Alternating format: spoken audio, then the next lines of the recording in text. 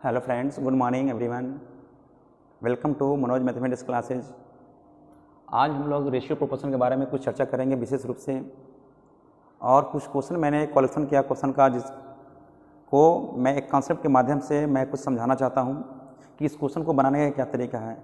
और जो भी क्वेश्चन मैं डाल रहा हूँ यहाँ पे वो सारा के सारा प्रीवियस क्वेश्चन है, और हमको एक कॉन्सेप्ट को डेवलप करना है जो किसी क्वेश्चन के माध्यम से मुझे करना है, क्योंकि आप जो बनाते हैं कुछ न कुछ एक मान के बनाने का काम करते हैं, जो कि यहाँ पे मानने की कोई ज़रूरत नहीं है। बिल्कुल आसानी से आप इसको आंसर निकाल सकते हैं।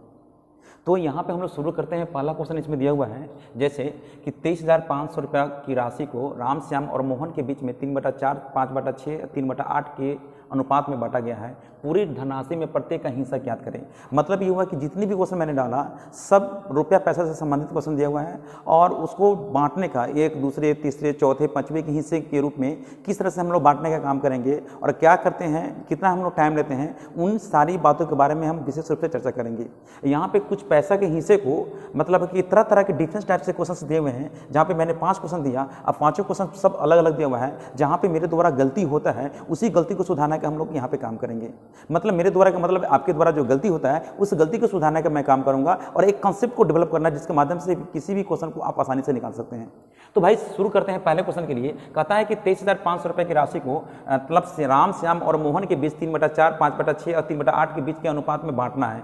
मतलब पूरी धनराशि में प्रत्येक का हिस्सा ज्ञात करें। तो बांटना किसके किसके बीच में है? तो बांटना है राम के बारे में, राम में, फिर किसमें है?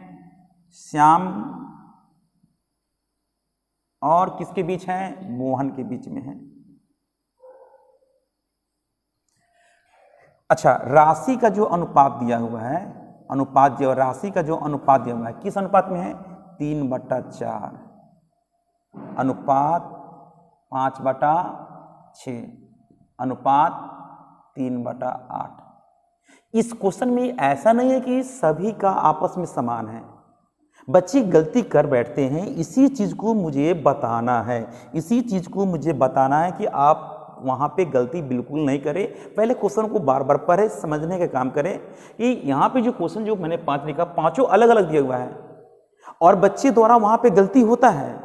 जैसे यहाँ पे दिया हुआ है कि राम का 3/4 भाग, श्याम का 5/6 भाग और मोहन का 3/8 भाग सभी आपस में बराबर नहीं कर रहा है। मतलब इसमें बांटना है। जब भी आपस में बराबर ना कहें, कहता है कि इस अनुपात में बांटने के लिए, जब भी बांटने के लिए कहता है तो सबसे पहले हम लोग क्या करेंगे? डिनोमिनेटर का एलसीएम लेंगे। डिनोमिनेटर का मतलब हर का एलसीएम लेंगे। हर का एलसीएम कितना होगा? 8, 6, 4 का एलसीएम 12। 12 में 4 से भाग करेंगे, चाहे 12 में गुना करेंगे इसमें, फिर इसमें 12 से गुना करेंगे, अब फिर इसको 12 से गुना करेंगे पहले स्टेप में। अब ऐसा इसलिए कर रहे हैं ताकि मेरा जो भी रेशियो है वो बिल्कुल क्या होना चाहिए? राउंड फिगर में होना चाहिए। मतलब है 6 दूनी 12, 4 तिहाई 12, और 12 नहीं होगा बाबू, 24 हो जाएगा। सॉरी 4, 6, 8 का एलसीएम 24 होगा। 24 से मुझे गुना करना चाहिए, गलती 24 से गुना करना चाहिए मुझे, कोई दिक्कत नहीं है। 24 से, इसमें भी 24 से गुना करेंगे, इसमें भी 24 से गुना करेंगे। 24 से कट जाएगा 6 बार में, 24 कट जाएगा 4 बार में, 24 कट जाएगा 3 बार में। अब ये हो जाएगा 6 3 18, ये हो जाएगा 5 चौके 20, ये हो जाएगा 3 तिहाई 9। मतलब ये राशि इन्हीं के रेशियो में बांटना है, जबकि कुल राशि है, टोटल है, कुल राशि है 23,500। प्रत्येक हिस्सा कहता है। अगर मान लें कि राम का हिस्सा निकलना है तो राम टोटल है 18, 20 जोड़ेंगे तो 38 होगा, 38 में 9 जोड़ेंगे तो 47 होगा, 47। और गुने करेंगे, राम का हिस्सा इसमें कितना? 18 है, 18 से गुना कर देंगे, 47 25 होता है, 47 25 होता है 235, 25 का मतलब 500, 18 25 90, मतलब 9,000 रुपया। राम का हिस्सा इसमें कितना हो गया? 9,000 हो गया। उसी तरह से हम यहाँ पे श्याम का निकाल लेंगे। श्याम का निकालने के लिए 20 से गुना करेंगे, मोहन का निकालने के लिए 9 से गुना करेंगे, तो प्रत्येक का राशि निकल लगा।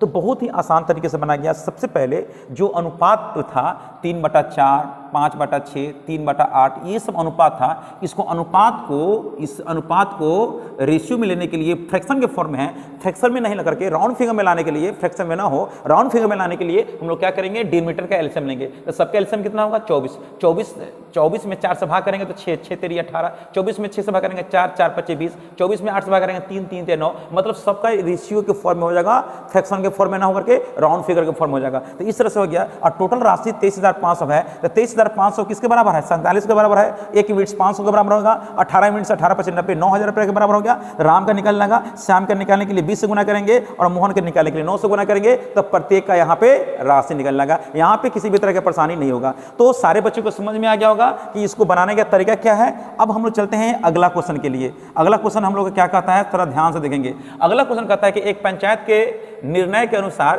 कुल धनराशि सुरेश, दिनेश, महेश तथा ब्रजेश के बीच में 1/2, 3/4, 4/5, 1/8 के अनुपात में बांटा गया। दिनेश को अगर 1200 रुपये हिस्से में से प्राप्त होता है तो कुल राशि ज्ञात करे। तो मतलब सेम क्वेश्चन है, मतलब सेम क्वेश्चन का मतलब है जो पहला क्वेश्चन है उसी तरह से दूसरा क्वेश्चन है, लेकिन यहाँ पे पर्टिकुलर किसी व्यक्ति के बारे में जिक्र किया है जिसका राशि दिया हुआ है। यहाँ पे था कि इकट्ठे राशि दिया हुआ था, यहाँ पर्टिकुलर राशि दिया हुआ है। तो हम लोग क्या प्रयास करेंगे इसको बनाने का कि यहाँ पे लिखेंगे सुरेश को दिया गया राशि,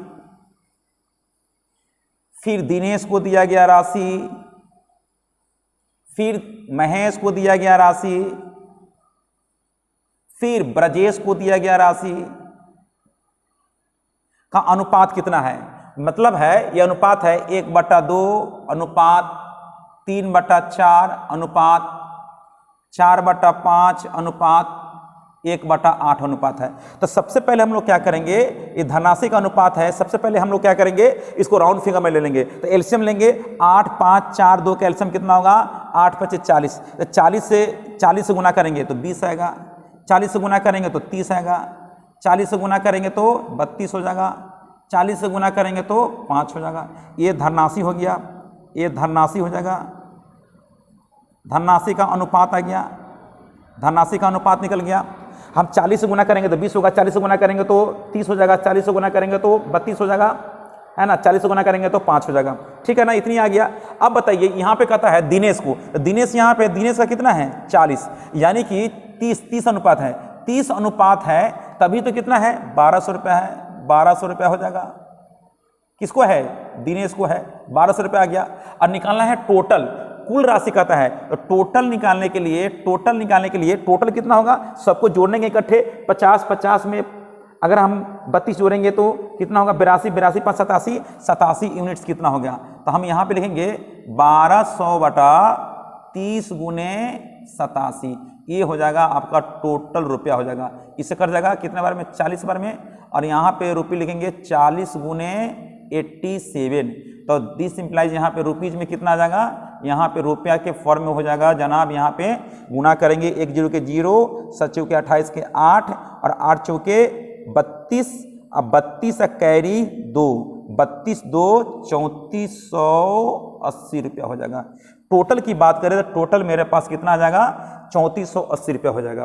तो बिल्कुल एकदम आसानी से समझ में आ गया होगा, कोई दिक्कत नहीं है। यहाँ पे समझ लो, दूसरे क्वेश्चन भी उसी तरह से दिया हुआ है। तीसरे क्वेश्चन की तरफ बढ़ते हैं। तीसरा क्वेश्चन मेरा क्या कहता है, क्वेश्चन के माध्यम से मैं बताऊंगा यहाँ पे क्वेश्चन बनाने का तरीका क्या है, ठीक है ना। अब तीसरे क्वेश्चन की तरफ देखते हैं। तीसरा क्वेश्चन मेरा क्या कहता है, तीसरा क्वेश्चन कहता है यहाँ पे बहुत बड़ा टॉपिक है, ये रेशियो प्रोपोर्शन बहुत बड़ा टॉपिक है, इसमें मैं आपसे बहुत ज़्यादा समय लूंगा। जिस तरह से टाइम एंड वर्क के बारे में मैंने विशेष रूप से चर्चा किया, वहाँ पे समय दिए, उसी तरह से इसमें भी समय देंगे तो बहुत आपका अच्छा कॉन्सेप्ट हो जाएगा, किसी भी तरह की परेशानी नहीं होगा। तो तीसरा क्वेश्चन कहता है कि 8400 रुपये को ए बी सी तथा डी के बीच इस प्रकार बांटा गया है कि बी के, दिखेगा यहाँ पे निकालने का तरीका, यहाँ पे लैंग्वेज कहता है, लैंग्वेज को तोड़ना है। सबसे पहले बी का नाम है, तो बी का हिस्सा ए के हिस्से का 4/5 भाग है, जबकि सी का हिस्सा बी के हिस्से का 2/3 भाग है। फिर कहता है, हो गया, अब कुछ है नहीं, हाँ, और डी का हिस्सा ए और बी सी के हिस्से का आधा प्राप्त होता है। तो सबसे पहले तो मैं यहाँ पे ए बी सी निकाल लूँ, यहाँ बी है, यहाँ बी है, यहाँ बी 3 है, यहाँ बी 4 है, जबकि बी दोनों में कॉमन होना चाहिए। तो बराबर करने के लिए 4 3 कैल्शियम 12 लाने के लिए इसमें हम 4 से गुना करेंगे, इसमें हम 3 से गुना करेंगे। जब यहाँ 3 से गुना करेंगे तो यहाँ पे भी 3 से गुना करेंगे, जब यहाँ 4 से गुना करेंगे तो यहाँ पे भी 4 से गुना करेंगे। तो स्पष्ट हो गया कि ए बी तथा सी के हिस्सा, यानी ए का हिस्सा 15 हो जाएगा, बी का हिस्सा हो जाएगा 12 हो जाएगा और सी का हिस्सा 8 हो जाएगा।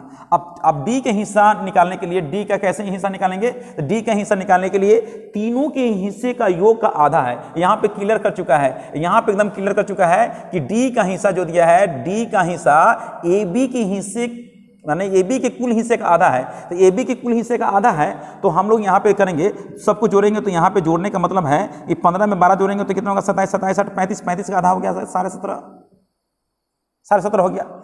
अब क्या कहता है कि एक पंचायत, मतलब यहाँ पे है 8400 रुपया को ABCD के बीच में बांटना के लिए कहता है। तो हम ऐसा काम करेंगे, पॉइंट में हो गया तो पॉइंट को हटाने के लिए सब में हम 2 से गुना कर देंगे अपनी सहूलियत के लिए। अपनी सहूलियत के लिए मैंने क्या किया, सब में हम 2 से गुना कर दिए। 2 से गुना करेंगे तो 30 हो जाएगा, 2 से गुना करेंगे तो 24 हो जाएगा, 2 से गुना करेंगे तो 16 होगा, 2 से गुना करेंगे तो 35 हो जाएगा। अब सबको जोड़ेंगे, जोड़ने का मतलब है जनाब देख लेंगे, 6 4 10 5 15 के 5 लिख देंगे। अब कैरी 1 हो जाएगा। अब 4 3 1 4 4 2 6 6 3 9 1 10 लिख देंगे और ये टोटल राशि 8400 रुपये के बराबर हो जाएगा। अब प्रत्येक का हिस्सा कहता निकालने के लिए तो मैं यहाँ पे ए का हिस्सा निकाल कर दिखा रहा हूँ। तो ए का कितना है, 30 है।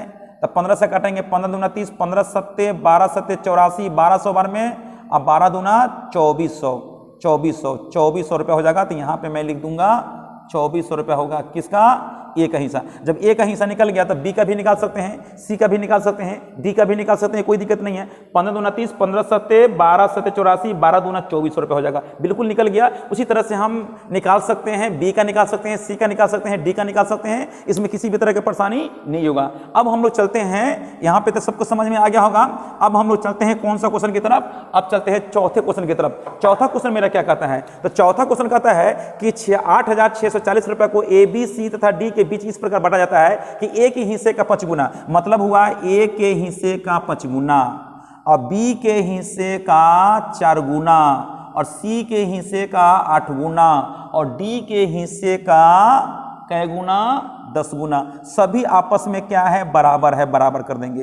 तो भाई सबसे पहले देख लेंगे, यहाँ पे ए है, यहाँ पे बी का है, यहाँ पे सी का है, यहाँ पे डी का है, सब आपस में बराबर है। तो बराबर करने के लिए सबसे पहले हम लोग क्या करेंगे, यहाँ पे लिखेंगे, इस सब का एलसीएम लेंगे, 5 4 8 10 का एलसीएम 40, 40 में 5 से भाग करेंगे तो 8, 40 में 4 से भाग करेंगे तो 10 और 40 में 8 से भाग करेंगे तो 5 और 40 में 10 से भाग करेंगे तो 4। अब बताइए, अगर ए को हम 8 लेते हैं उसका 5 गुना 40 होगा, बी को 10 लेते हैं उसका 4 गुना 40 होगा और सी को हम 5 लेते हैं तो 8 गुना करेंगे तो 40 होगा और डी को 4 लेते हैं तो 10 गुना करेंगे तो 40 होगा। सब आपस में बराबर हुआ कि नहीं, तो प्रत्येक का ये हिस्सा आ गया, उसका अनुपात में आ गया। तो अब क्या कहता है, टोटल 8000 यहाँ पे टोटल 8640 है।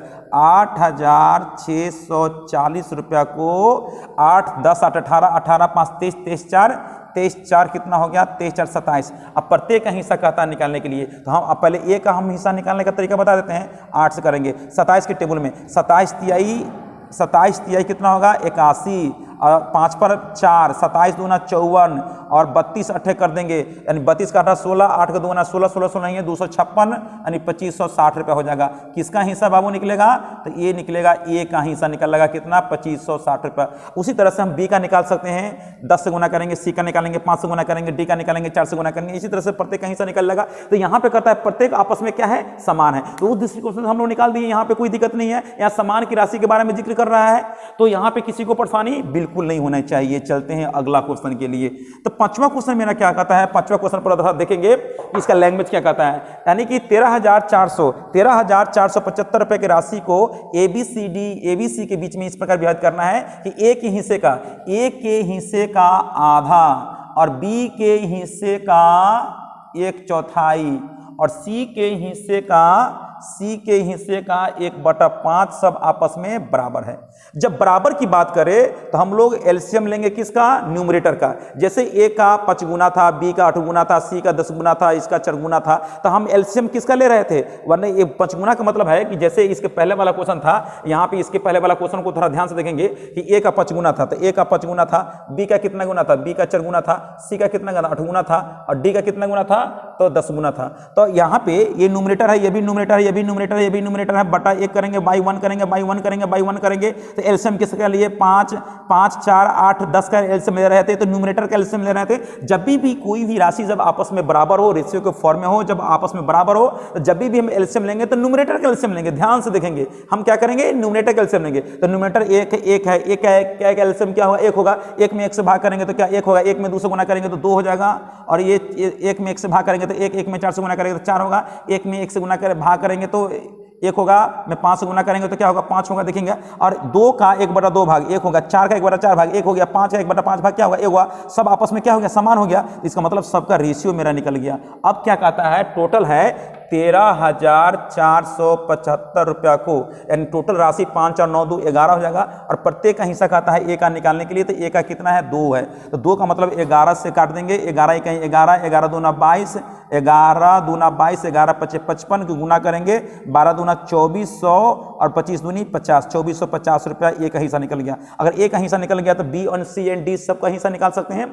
तो इस तरह का मतलब प्रॉब्लम से क्वेश्चन पूछा जाता है, इस तरह का क्वेश्चन पूछा जाता है। और इससे बृहत्तम पैमाने पर आपको जाना पड़ेगा, तो आपको भाई लाइव क्लास आपको करना पड़ेगा। लाइव क्लास करेंगे तो वहां पे आपके साथ बुक रहेगा, बहुत तरह का क्वेश्चन होगा, दुनिया की किसी भी बुक से आप क्वेश्चन पूछ सकते हैं, वहां पे मैं बताने की जरूरत। यहाँ पे एक हिंट्स में दे रहा हूं, यहाँ पे एक हिंट्स दे रहा हूं आपको, मतलब एक तरह का आपको हिंट्स मिल गया कि भाई बनाने का तरीका क्या है, इसका प्रोसेस क्या है, ये सारी बता रहे हैं। लेकिन अच्छा परफॉर्मेंस करने के आपको लाइव क्लास करना होगा या तो ऑफलाइन क्लास करना पड़ेगा, तो बहुत मजा आएगा और वो डिस्कस कर लेंगे और एक दूसरे का कोऑपरेट होगा, तभी आप आगे बढ़ सकते हैं, मैथ के क्षेत्र में अच्छा परफॉर्मेंस कर सकते हैं, अन्यथा आप वंचित हो जाएंगे। ठीक है ना। तो आप देख रहे हैं, मैंने 5 क्वेश्चन लेकर आया और 5 क्वेश्चन को मैंने बनाने का तरीका दिखाया कि भाई इस रुपया पैसों को हम लोग को कैसे डिस्ट्रीब्यूट करना है और किस तरह का रेशियो दिया हुआ है, उस तरह से हम लोग को वहां पे बनाने का काम करेंगे। ठीक है ना। तो फिर हम लोग नेक्स्ट वीडियो में मिलेंगे, इसी से रिलेटेड क्वेश्चन मैं पूछूंगा, बताने का काम करूंगा, जो बहुत ही आसान तरीके से मैं बनाने का काम करूंगा, जो नेक्स्ट वीडियो में रहेगा। वीडियो में बने रहने के लिए मतलब आप शुरू से अंत तक देखेंगे तो वीडियो में बन सकते हैं, रह सकते हैं,